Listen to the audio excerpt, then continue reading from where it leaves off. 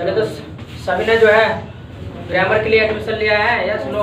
चले तो और नए साल में नई शुरुआत करने जा रहे हैं और जो चीज़ सीखने जा रहे हैं बहुत ही इम्पोर्टेंट है और कई जगह मतलब इसका यूज आपको देखने को मिलेगा।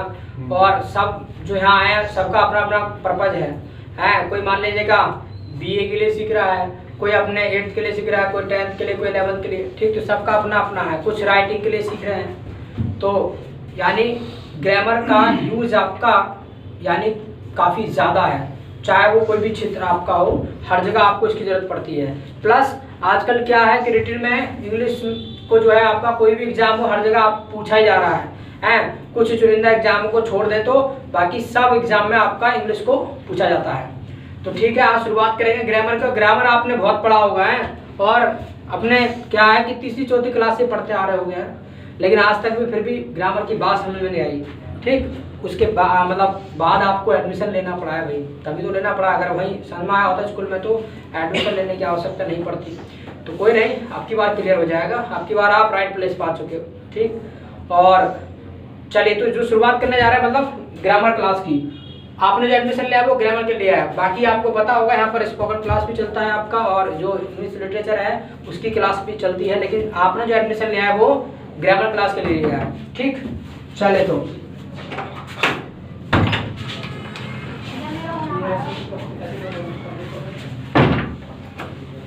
टाइम पे आना, सभी को इस चीज का याद रखना है, ठीक है। एग्जैक्ट टाइम पे आकर के अपना बैठ जाना है, ठीक। यानी ये आपका क्लास 1:30 से चलेगा, तो एग्जैक्टली अपना 1:30 पे आकर के आपको बैठ जाना है क्लास में, ठीक। चले तो शुरुआत करने जा रहे हैं ग्रामर क्लास की। अगर कोई पूछे भाई, मान लीजिएगा एक चीज तो होता है कि कोई भी काम कर रहे हैं तो उसके बारे में पता होना चाहिए आखिर ये कर क्यों रहे हैं हम। तो करने की बात तो ये है कि सबको पता है क्यों करना है, सबका अपना अपना जवाब होगा। कोई कहेगा सर मैं 8th क्लास कर रहा हूँ, कोई 10th करेगा, कोई BA कर रहा है, कुछ कर रहा है, तो सबका अपना अपना पता है आपको क्यों कर रहे हैं, ठीक। बाकी और मैं बता देता हूँ, इसके अलावा भी बहुत कुछ है, ठीक। ग्रामर की अगर हम बात करें तो जैसे मैंने आपको बताया, कोई भी एग्जाम हो आपका आज के दौर में लगभग हर एग्जाम में मतलब पूछा ही जा रहा है, कुछ चुनिंदा एग्जामों को हम छोड़ देते हो। इसके अलावा जो है आप इसको इस्तेमाल कर सकते हैं अपने स्पीकिंग में करेक्ट बोलने के लिए, ठीक। यानी स्पीकिंग में आपके करेक्ट बोलने में ग्रामर आपकी मदद करेगी। प्लस लिटरेचर को पढ़ने में आपको ग्रामर से आपको मदद मिलेगी। यानी अगर आप लिटरेचर पढ़ रहे हैं और आपको नहीं पता कि भी ये सेंटेंस की फ्रेमिंग है तो ये किस मतलब सेंस में जाएगा, इसका सेंस क्या होगा, इसकी टाइमिंग क्या होगी, तो आप मतलब जो है अच्छे से लिटरेचर को भी नहीं पढ़ सकते हैं। तो ये चीज़ें आपको जो है मतलब ग्रामर के थ्रू सीखने को मिलेगी। और इसके अलावा बात करें तो जैसे मान लीजिए जब आप लिखने की बात करते हैं तो लिखने के लिए भी आपको ग्रामर का आना बेहद जरूरी है। आप चाहते हैं करेक्ट तरीके से लिखना तो आपके लिए ग्रामर आना चाहिए। और बेसिकली ग्रामर का मतलब ही ये होता है, ग्रामर से याद रखना, कोई पूछे भाई जो चीज़ सीख रहे हैं कोई ये भी पूछ सकता है कि ये चीज़ है क्या, ठीक है। कुछ चीज़ें हम बेसिक चीज़ें हैं जो मान लीजिए एग्जाम में नहीं पूछी जाती लेकिन हमको नॉर्मली पता होना चाहिए। जैसे कोई भी पूछ सकता है कि ग्रामर है क्या, आखिर तुम क्यों सीख रहे हैं, ग्रामर क्या चीज़ है, आखिर क्या है ग्रामर है, तो ये चीज़ सीख रहे हो तो ये चीज़ क्या है। तो सबसे पहले आपको पता होना चाहिए ग्रामर क्या है और उसके थ्रू मतलब क्या क्या चीज़ें सीखने को हमको मिल सकती हैं। ग्रामर की बात करें तो बेसिकली ग्रामर का मतलब होता है जिससे हमको 3 चीज़ें सीखने को मिलती है, लिखना पढ़ना बोलना।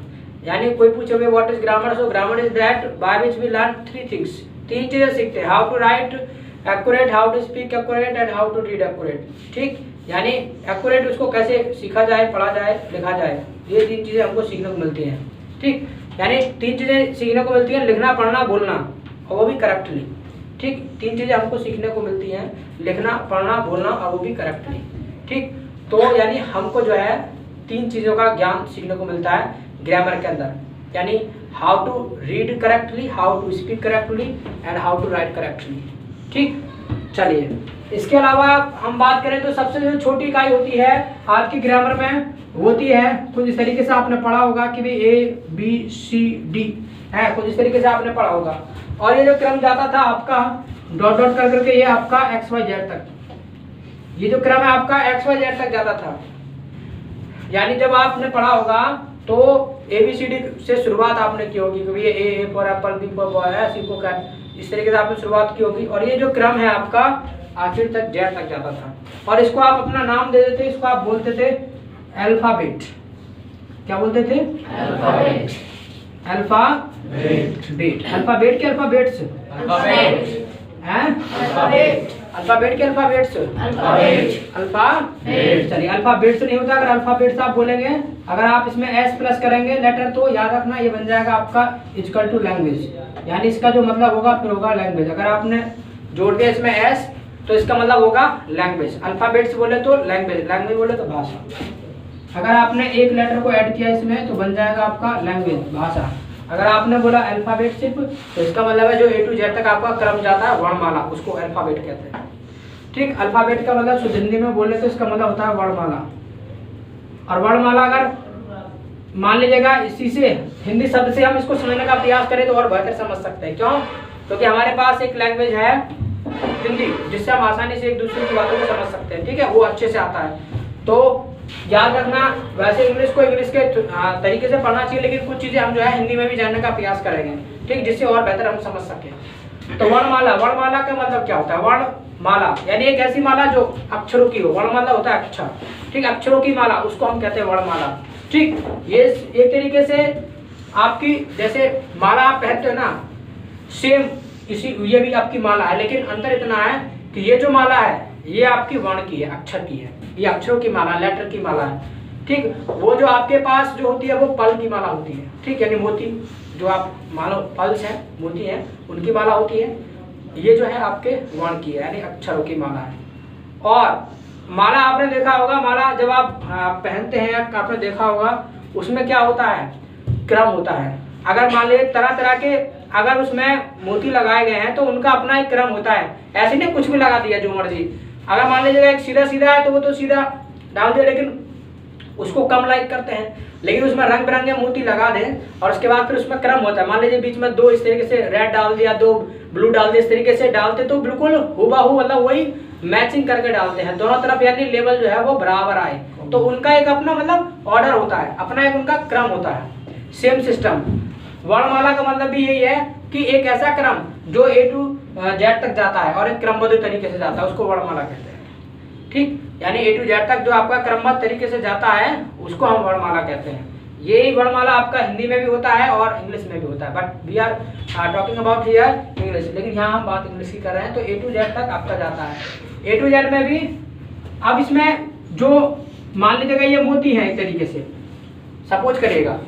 अब इसमें भी दो तरीके के मोती होते हैं, इनको हम दो भागों में बांट सकते हैं। एक तो बांट सकते हैं हम कंसोनेंट में, एक तो इनको हम कंसोनेंट में बांट सकते हैं और दूसरा बांट सकते हैं हम वॉवेल में। एक कंसोनेंट में, एक वॉवेल में।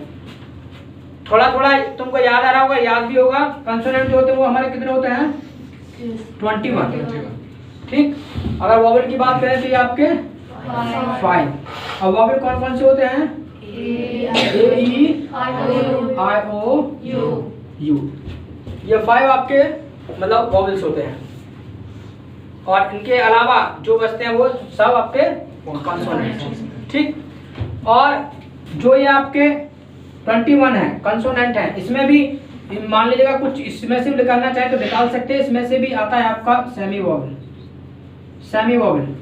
और सेमी वॉवेल के अंदर जो आता है वो आता है आपका WY, W और Y जो आता है वो आपके सेमी वॉवेल के अंदर आता है। ठीक, यानी आधा वॉवेल, सेमी वॉवेल का मतलब आधा वॉवेल, आधा कंसोनेंट का काम करेगा, आधा वॉवेल का काम करेगा। ठीक, यानी कई बार तो वो साउंड देगा वॉवेल साउंड, कई बार देगा वो कंसोनेंट साउंड। ठीक, यानी कई बार तो अपना ओरिजिनल साउंड देगा और कई बार अपना डुप्लीकेट साउंड देगा। ठीक, उसको कहते हैं सेमी वॉवेल। ये जो क्रम है आपका ए टू जेड तक। अब मान लीजिएगा इसमें से कोई भी अगर हम एक लेटर निकाल लें, ए या बी, ठीक, तो उसको हम बोलते हैं लेटर, उसको हम बोलते हैं लेटर। और ये सबसे छोटी इकाई होती है आपके इंग्लिश की। अगर हम बात करें तो उसमें सबसे जो छोटी इकाई होती है वो आपकी लेटर है। ठीक, और इसमें से मतलब कोई भी हम एक निकाल लें तो वो उसको हम कहते हैं लेटर। ठीक, यानी कोई भी निकालें, चाहे ए निकालें चाहे बी निकालें, उन सबको हम कहते हैं लेटर। और यानी सबसे छोटी इकाई जो है वो आपकी मतलब क्या होती है? लेटर होती है। अगर लेटर के बाद हम बात करें तो लेटर के बाद जो आपका आता है वो आता है आपका सैलेबल। लेटर के बाद जो आता है वो आता है आपका सैलेबल। अगर सैलेबल के हम बात करें तो आता है आपका वर्ड। वर्ड के बाद अगर हम बात करें तो आता है आपका क्लाउड्स। क्लाउड्स की अगर हम आगे बात करें तो आता है आपका सेंटेंस। और सेंटेंस के आगे बात करें तो बहुत कुछ आता है। सेंटेंस के आगे आपका पैसेज आता है, पैसेज की बात करें तो भाई ऐसे आता है, ऐसे बात करें तो पूरी बुक तैयार हो जाती है। तो यानी इस तरीके से कुछ क्रम चलता है ग्रामर में आपका। सबसे छोटी का मतलब लेटर है सीखने की, फिर सिलेबल है, वर्ड है, क्लाउज है, सेंटेंस है, ठीक। और सेंटेंस के भी अपने दो पार्ट होते हैं। अगर सेंटेंस की भी हम बात करें तो सेंटेंस के भी अपने दो पार्ट होते हैं। और कौन कौन से होते हैं वो? जो पहला होता है इसमें वो होता है आपका सब्जेक्ट, और जो दूसरा पार्ट होता है वो होता है आपका प्रेडिकेट। इसके अंदर आपके दो पार्ट आते हैं, एक सब्जेक्ट और एक प्रेडिकेट। यानी अगर सेंटेंस को भी हम दो भागों में तोड़ने का प्रयास करें तो दो भागों में तोड़ सकते हैं, एक सब्जेक्ट और एक प्रेडिकेट। हमने क्या किया है, अभी सेंटेंस को ब्रेक किया है, तो हम क्या करेंगे, सबसे पहले सेंटेंस में ही कोई सीखने का प्रयास करेंगे, ठीक। और सेंटेंस में भी सबसे पहले क्या सीखेंगे, सब्जेक्ट सीखेंगे, उसके बाद प्रेडिकेट, उसके बाद फिर से यहाँ से हम बढ़ करके आएंगे। तो यानी हम जो आज चर्चा करेंगे वो सिर्फ और सिर्फ सब्जेक्ट की चर्चा करेंगे, ठीक। यानी सबसे पहले हम सब्जेक्ट को सीखेंगे, आखिर सब्जेक्ट क्या होता है। सब्जेक्ट आपने भी पढ़ा होगा, लेकिन आज के बाद आपको अलग एहसास होगा कि हाँ सब्जेक्ट ये चीज़ है। तो मैं चाहता हूँ कि जितना ये लिख दिया है इसको जो है इस तरीके से रफली कर लो, बाकी अपना फेयर कर लेना है। जो यूट्यूब देख रहे हैं वो स्क्रीनशॉट ले लेगा, उसके बाद आगे बढ़ो।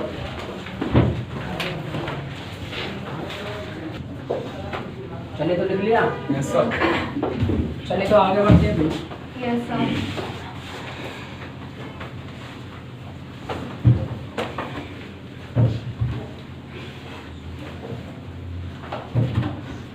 चलिए तो हमने क्या है, सेंटेंस को ब्रेक किया और सेंटेंस को हमने दो भागों में बांटा, एक सब्जेक्ट और एक प्रेडिकेट। तो यानी हम जो पढ़ने जा रहे हैं वो सब्जेक्ट के बारे में कि सब्जेक्ट क्या होता है।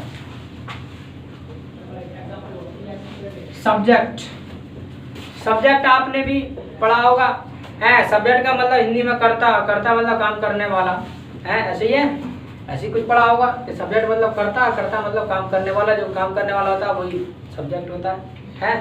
नहीं, ऐसा नहीं है। जो काम करने वाला है वो भी आपका सब्जेक्ट होता है, जो नहीं काम करने वाला वो भी सब्जेक्ट होता है। अब वो कैसे होता है वो चीज़ अभी हम देखेंगे, ठीक। उसको जानने का प्रयास करेंगे। तो सब्जेक्ट का वैसे एक चीज़ का याद रखना, देखो जितनी हिंदी की जरूरत पड़ेगी बस उतना ही आपको हिंदी में समझाया जाएगा। बाकी याद करना, ये याद रखना कि इंग्लिश को इंग्लिश के तरीके से पढ़ना और इंग्लिश में ज़्यादा समझने का प्रयास करना, ठीक। चलिए, तो सब्जेक्ट का मतलब जो है सब्जेक्ट होता है, ठीक है, करता वर्ता कुछ नहीं होता, ठीक। तो सब्जेक्ट का मतलब सब्जेक्ट, ठीक है। हिंदी में आप रखना चाहें याद रख लीजिए करता। बाकी सब्जेक्ट का मतलब सब्जेक्ट। और सब्जेक्ट क्या होता है ये अब हम जानने का प्रयास करेंगे, यानी व्हाट इज सब्जेक्ट। लेकिन याद रखिए किसी भी चीज़ को जानने से पहले ये चीज़ जान लीजिए कि आखिर ये चीज़ होने के लिए हमको क्या चाहिए, यानी वो मटेरियल क्या होगा जो सब्जेक्ट बन सकता है। यानी सब्जेक्ट को जानने से पहले हमको ये जान लेना चाहिए आखिर सब्जेक्ट जो है वो कौन कौन से मतलब इंग्लिश में शब्द हैं जो सब्जेक्ट बन सकते हैं। पहले ये जानना हमको जरूरी है। जैसे जब आप मान लीजिएगा मकान का मतलब बनाने के बारे में सोचते हो तो क्या करते हो, सबसे पहले मटेरियल का हिसाब लगाते हो, भाई इसमें सरिया कितना लग जाएगा, भाई इसमें मान लीजिए सीमेंट कितना लगेगा, तो सबसे पहले उसका हिसाब लगाते हैं ना मटेरियल का। सेम सिस्टम है। तो सब्जेक्ट को जानने से पहले, सब्जेक्ट का लुत्फ उठाने से पहले, सबसे पहले आपको क्या करना है, आपको जानना है कि सब्जेक्ट होने के लिए वो कौन कौन सी चीज़ें हैं जो सब्जेक्ट बन सकती हैं, यानी जो सब्जेक्ट का काम कर सकती है। जैसे मकान का काम करने के लिए भी मकान में क्या है, आप मान लीजिएगा चाहे तो आप सीमेंट से आप बना लीजिए, चाहे आप मतलब मिट्टी है उससे आप बना लीजिए, भाई हाँ गारा बना करके कर लेते ना, तो उससे बना लीजिए, बन तो जाता है ना, मकान ही बनता है, ठीक है। इसी तरीके से हमको ये जानना है कि अगर सब्जेक्ट के लिए वो कौन कौन सी चीज़ें हैं जो मतलब सब्जेक्ट बन सकती हैं। तो सबसे पहले यही जानेंगे यानी what are the essential things for being subject, यानी what are the essential things for being subject, यानी वो कौन सी आवश्यक चीजें हैं। इसका मतलब है आपका व्हाट आर द essential और थिंग्स रह गया हमारा, what are the essential things for being subject, यानी सब्जेक्ट होने के लिए वो कौन सी आवश्यक चीजें हैं जो हमारी सब्जेक्ट बन सकती हैं। What are the essential things for being subject का मतलब है वो कौन सी चीजें हैं, ठीक। व्हाट आर द मतलब वो क्या हैं, इसेंशियल मतलब आवश्यक, थिंग्स मतलब चीजें, फॉर मतलब के लिए, ठीक। और बीइंग होने के लिए सब्जेक्ट या ऑब्जेक्ट। याद रखना, जो चीजें सब्जेक्ट बन सकती हैं वही चीजें ऑब्जेक्ट बन सकती हैं। जो चीजें सब्जेक्ट बन सकती हैं वही चीजें आपकी ऑब्जेक्ट भी बन सकती हैं। अभी ऑब्जेक्ट क्या है वो बात की बात है, फिलहाल हम सब्जेक्ट को फोकस कर रहे हैं। यानी कौन कौन सी चीजें हैं जो हमारे सब्जेक्ट बन सकती हैं, उनको हम जानने का अभ्यास करेंगे।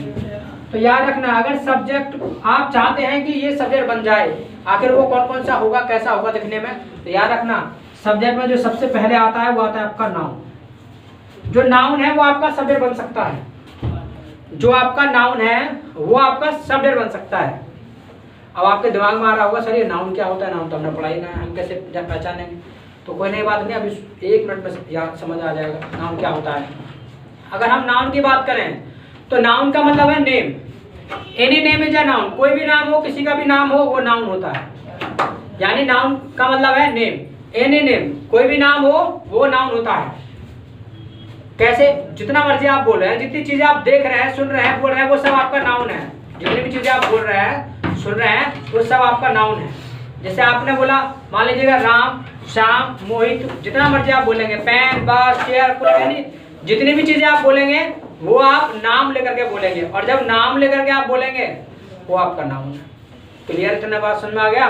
और नाउन आपने बचपन में भी पढ़ा होगा, रट्टा मारा होगा खूब। A noun is a name of a person, place और थिंग है, तो क्या क्या मारा होगा। बट सिंपली याद रखो, any name is a noun, यानी कोई भी नाम हो नाउन होता है। संज्ञा, जैसे हिंदी में आप इसको कहते हो संज्ञा, ठीक है।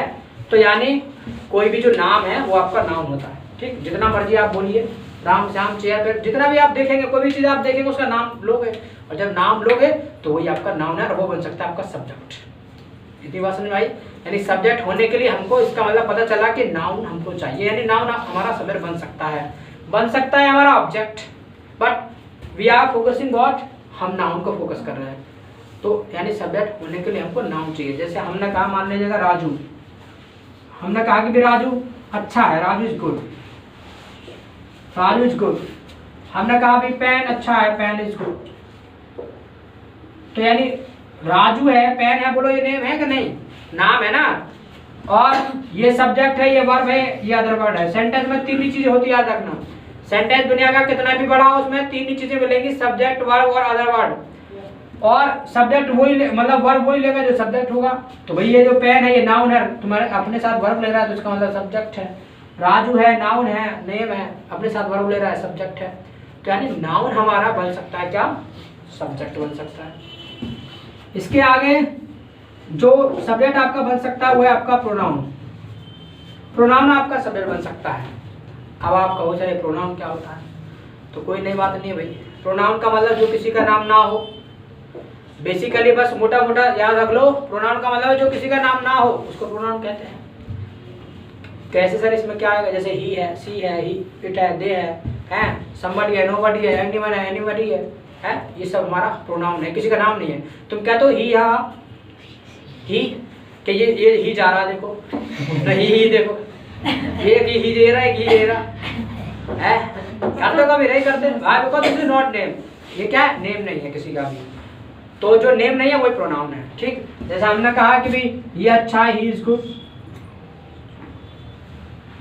हमने कहा भी क्या अच्छा, व्हाट इज गुड। अच्छा, ये एग्जांपल सेम में से ले रहा हूं ताकि आप बस इतना जान सके ये सब्जेक्ट है, वर्ब ले रहा है, ठीक है, वर्ब ले रहा है, हाँ मतलब ये तो ही सब्जेक्ट है। तो यानी ये किसी का नाम है, बोलो ही, किसी को कहते हो ही को बुला कर लाओ, नहीं करते ना। या व्हाट को बुला कर लाओ भाई, नहीं करते ना। तो ये क्या है? तुम्हारे प्रोनाउन, यानी ये तुम्हारा प्रोनाउन है, ठीक, यानी आपके प्रोनाउन है, और ये बन सकते हैं तुम्हारे सब्जेक्ट। तो यानी 2 चीजें समझ में आई। नाउन है, बन सकता है सब्जेक्ट, लेकिन बन भी सकता है ऑब्जेक्ट भी बन सकता है। प्रोनाउन है, सब्जेक्ट बन सकता है, ऑब्जेक्ट बन सकता है। इसके आगे जो आता है सब्जेक्ट, जो चीज बन सकती है वो है आपका noun equivalent. Noun equivalent, noun equivalent. अब ये नाउन इक्विवेलेंट क्या होता है? नाउन इक्विवेलेंट का मतलब है नाउन के समान, नाउन के जैसा। इक्विवेलेंट का मतलब होता है के समान, के जैसा। यानी इक्विवेलेंट का जो मतलब है वो है आपका के जैसा। यानी मतलब क्या हुआ? के जैसा। ना तो वो नाउन है ना प्रोनाउन है लेकिन नाउन के जैसा है, ना तो वो नाउन है ना ही प्रोनाउन है, लेकिन नाउन के जैसा है। अब नाउन के जैसा कैसे? जैसे हाँ, मान लीजिएगा आप घर पर हो और जब घर पर आप मान लीजिएगा आप भी हैं, पापा जी भी हैं, दादाजी भी हैं, और जब मान लीजिएगा घर पे दादाजी मौजूद हैं तो सर्वे सर्वा जो है आपके घर में दादाजी होते हैं भाई, यानी जो चलती है आपके घर में वो दादाजी की चलती है। दादाजी एब्सेंट हो, मान लेगा दादाजी घर पर ना हो तो भाई पापा जी की चलेगी। अगर पापा जी भी एब्सेंट ना हो तो फिर आपकी चलेगी, उस केस में फिर आपकी चलेगी। कैसे? जैसे मान लीजिएगा कोई बाहर से व्यक्ति आया आपसे मिलने के लिए और पूछा कि भी आपके दादाजी घर पर हैं, आपने कह दिया जी नहीं है। आया मान लीजिएगा वो मतलब कहने लगा कि अच्छा चलो कोई नहीं, तो भाई पापा जी आपके हैं, आपने कह दिया कि जी पापा जी भी नहीं है। अब वो जा रहा था लौट करके, तुमने कहा यहाँ रुको हम तो हैं, बताओ क्या काम है? तो क्या है, बोलो क्या आप दादाजी हो, आप पापा जी हो? नहीं ना, ना तो आप नाउन हो ना प्रोनाउन हो, लेकिन आपने उनके जैसा बनने की कोशिश किया, उसी को कहते हैं नाउन इक्विवेलेंट। ना तो वो नाउन है ना प्रोनाउन है, लेकिन मतलब बनने का ऐसा प्रयास किया, ठीक, उसको कहते हैं नाउन इक्विवेलेंट। तो आखिर वो कौन कौन सी चीजें होंगी नाउन इक्विवेलेंट में जो बन सकती है हमारी नाउन?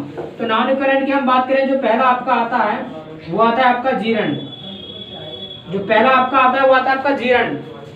अब सर ये जीरंड क्या होता है? जीरंड तो हमें पता ही नहीं क्या होता है, कोई नहीं, बात नहीं, जान लो। आपने वर्ब पढ़ा है, याद आ रहा है कुछ? वर्ब क्रिया, क्रिया पढ़ा है, तो यानी जीरंड का मतलब होता है V1 plus ING। V1 plus ING का मतलब जीरंड होता है।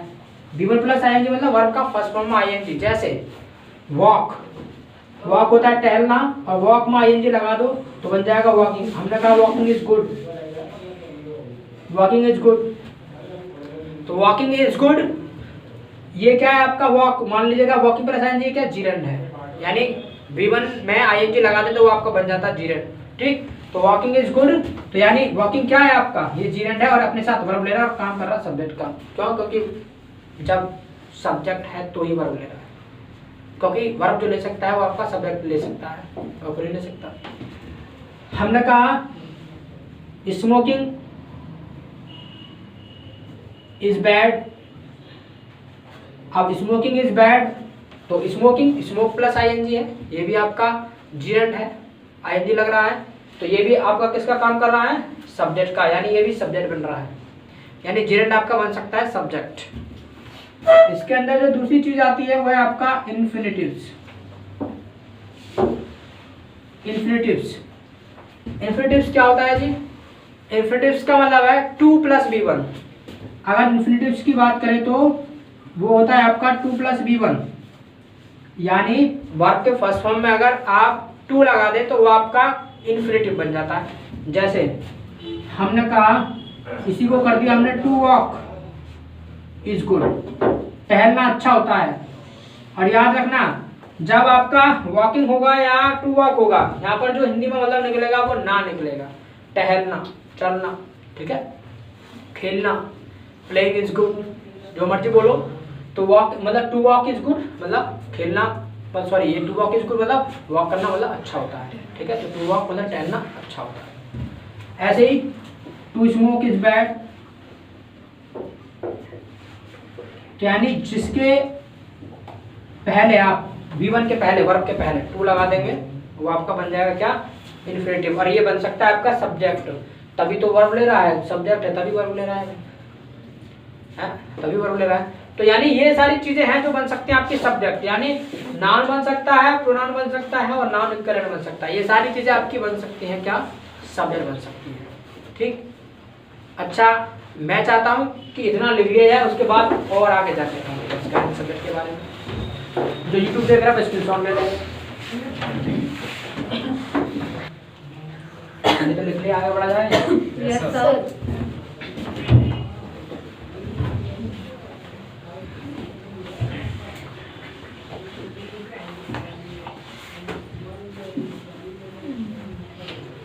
चलिए, तो यानी इतना आपने जाना कि सब्जेक्ट होने के लिए हमको नाउन चाहिए, जो किसी का भी नेम हो वो नाउन होता है।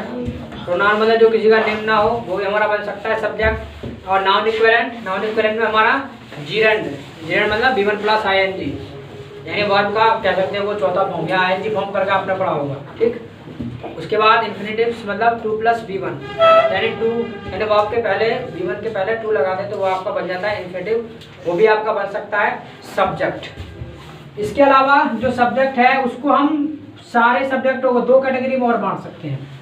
सारे सब्जेक्ट को यानी चाहे वो नाउन हो, चाहे वो प्रोनाउन हो, चाहे नाउन इक्विवेलेंट हो, उन सबको यानी हम 2 कैटेगरी में और बांट सकते हैं। और वो कौन सी कैटेगरी में बांट सकते हैं?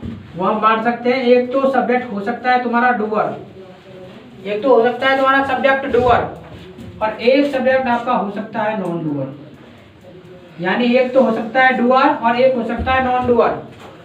डूअर का मतलब है काम करने वाला, जो काम करने वाला है वो आपका सब्जेक्ट हो सकता है। जैसे आपने पढ़ा था करता करता मतलब काम करने वाला, जो काम करने वाला होता है उसको करता कहते हैं, सेम सिस्टम। तो डूअर मतलब जो काम करने वाला है वो आपका बन सकता है सब्जेक्ट, वो यानी होगा। नॉन डूअर है वो भी आपका मतलब सब्जेक्ट होगा, जो नॉन डूअर है, जो काम नहीं करने वाला भी है वो भी आपका सब्जेक्ट होगा। ये नहीं कि जो काम करने वाला वही सब्जेक्ट होगा, जो काम नहीं भी करने वाला है वो भी आपका सब्जेक्ट होगा। आखिर ऐसे क्या होगा ये तो वो समझ लो। अगर होगा तुम्हारा डूअर, अगर किसी सेंटेंस का सब्जेक्ट अगर होगा डूअर तो याद रखना उस सेंटेंस के चैप्टर का जो नाम होगा वो होगा आपका टेंस। उस सेंटेंस मतलब सेंटेंस के जो चैप्टर का नाम होगा वो होगा आपका टेंस। और अगर किसी सेंटेंस का सब्जेक्ट आपका होगा नॉन डूअर, जो यानी काम नहीं करने वाला है, वो आपका होगा वॉइस यानी पैसिव वॉइस। वो आपका पैसिव वॉइस होगा, वो आपका पैसिव वॉइस होगा नॉन डूअर, अगर किसी सेंटेंस का है सब्जेक्ट तो। कैसे? जैसे एग्जांपल देख लो, अभी आप जब आप पढ़ेंगे तो आपको पता चल जाएगा हमारा सब्जेक्ट डूअर है कि नॉन डूअर है। जैसे मैंने कहा राजू, राजू पीटता है, राजू पीटता है। अब मुझे एक बार बताइएगा, राजू पीटता है तो बोलो राजू काम कर रहा है कि नहीं कर रहा है? Yes, sir. कोई काम कर रहा है ना। राजू पीटता है तो भाई राजू पीटता है तो बोलो राजू ने काम किया नहीं, ये काम करने वाला है, राजू पीटता है। तो राजू पीटता है तो इसका मतलब ये जो सब्जेक्ट है हमारा कैसा है? डूअर है। यानी जो सब्जेक्ट है वो हमारा क्या है? डूअर है। और जब डूअर है तो ये हमारा सेंटेंस, अगर हम कोई पूछे भाई सेंटेंस के चैप्टर का नाम क्या होगा, तो सेंटेंस के चैप्टर का क्या नाम होगा? टेंस होगा। याद रखना सब्जेक्ट से ही हमारे 2 चैप्टर का जन्म हुआ है, एक टेंस का और एक पैसिव वॉइस का। अगर सब्जेक्ट हमारा डूअर है तो जो सेंटेंस के चैप्टर का नाम होगा वो टेंस होगा। अगर सेंटेंस का सब्जेक्ट हमारा नॉन डूअर है तो उस सेंटेंस के चैप्टर का नाम पैसिव वॉइस होगा। हमने कहा राजू पीटता है तो इसमें यानी ये राजू जो है काम करने वाला है। जब काम करने वाला यानी पीटने वाला है, जब पीटने वाला तो यानी काम करने वाला, काम करने वाला है तो वो हमारा सेंटेंस जो होगा ये टेंस का होगा। वॉइस का कैसे होगा? जो नॉन डूअर होगा। कैसे? जैसे हमने कहा राजू पिटता है, राजू पिटता है। अब एक बार बताइएगा राजू पिटता है, हिंदी में जब आप बोलोगे राजू पिटता है तो तुरंत समझ जाओगे, बोले यहाँ पे ये कोई राजू कोई काम कर रहा है? खुद पिटता है तो कोई काम कर रहा है, यहाँ पर नहीं कर रहा ना, तो इसका मतलब है तो नॉन डूअर, नॉन डूअर है ना, तो नॉन डूअर हो ना, जब नहीं कर रहा काम तो क्या है? नॉन डूअर है। ठीक। अच्छा एक बात और है कि भी जो सेंटेंस की शुरुआत है वो कौन करेगा? तो याद रखना सेंटेंस की जो शुरुआत है जनरली वो आपका जो शुरुआत करेगा वो आपका मतलब सब्जेक्ट ही करेगा। सेंटेंस की जो शुरुआत होगी वो आपके मतलब जनरली वो आपके सब्जेक्ट से ही होगी। कोई भी सेंटेंस हो उसकी शुरुआत जो होती है आपकी जनरली मतलब 90% वो आपकी जो होगी सब्जेक्ट से ही शुरुआत होगी। तो सब्जेक्ट पहला वाला उसी को देखना है कि हमारा जो शब्द लगा है ये हमारा डूअर है कि नॉन डूअर है। अगर डूअर है तो ये होगा तुम्हारा चैप्टर का नाम टेंस सेंटेंस के का, और अगर नॉन डूअर है तो सेंटेंस के चैप्टर का नाम होगा नॉन डूअर, सॉरी मतलब वॉइस, पैसिव वो भी। इसके अलावा आगे हम बढ़ जाएं तो मैंने जैसे कहा तुमसे कि सब्जेक्ट वो कौन कौन सी चीजें हैं जो बन सकती हैं। नाउन तो बोलो राजू बोलो, किसी का नाम है क्या? नहीं। yes, नाम है तो बोलो बन सकता है सब्जेक्ट, क्या दिक्कत है? ठीक। अच्छा इंग्लिश में अगर देखो, ये तो हिंदी की बात होगी, हिंदी में आप पहचान लें। मान लीजिए इंग्लिश में मिलेगा तो कैसे पहचानेंगे जी? तो याद रखना इंग्लिश में कुछ नहीं करना है, नॉन डूअर जब होगा याद रखना इस नॉन डूअर का जब कोई भी सेंटेंस होगा इसमें आपको बी फॉर्म प्लस V3 आपको मिलेगा ही मिलेगा, यानी बी फॉर्म प्लस V3 आपको ये दो चीज देखने को मिलेंगे। अगर ये दोनों एक साथ देखने को मिले, आंख बंद करके कह देना ये आपका पैसिव वॉइस है। जैसे बी फॉर्म की जब बात करें तो याद रखना आपको, ध्यान मतलब दिमाग में रखना है इजमार, और ध्यान में रखना है आपको वॉजवर, यानी इजमार वॉजवर को आपको ध्यान में रखना है। जैसे हमने कहा Raju is beater, Raju is beater, तो जरा एक बार बताइएगा कि ये हाँ वर्ब का थर्ड फॉर्म है कि नहीं? वर्ब का थर्ड फॉर्म है और बी फॉर्म भी आ रहा है, तो बोलो ये जो सेंटेंस है आपका किसका होगा? पैसिव वॉइस का होगा कि नहीं होगा? आंख बंद करके कह देना, अगर बी फॉर्म और V3 दोनों मिले आंख बंद कह देना ये पैसिव वॉइस है। और सेंटेंस का सब्जेक्ट आपको पहचानना होगा ये आपका डूअर है कि नॉन डूअर है, ये भी किसी से पूछने की जरूरत नहीं है। क्यों? क्योंकि अगर तुम्हारा वॉइस होगा तो उसका जो सब्जेक्ट है वो नॉन डूअर होगा, यानी राजू इज बीटन का मतलब राजू पिटता है। हमने लिखा राजू बीट्स, राजू बीट्स, तो जरा बताइए सेंटेंस किसका है? टेंस का वॉइस का है? टेंस का भी ना तो V3 आ रहा ना आ रहा आपका बी फॉर्म। हमने कहा राजू इज बीटिंग, जरा बताइएगा मतलब टेंस का वॉइस का है? टेंस का है। क्यों? क्योंकि इसमें आपका मतलब बी फॉर्म तो है बट V3 का है। हमने कहा राजू हैज बीटन, हमने कहा राजू हैज बीटन, बोलो टेंस का वॉइस का है? टेंस का वॉइस है? टेंस है। व्हाई? बिकॉज V3 तो है बट बी फॉर्म नहीं है, कहाँ?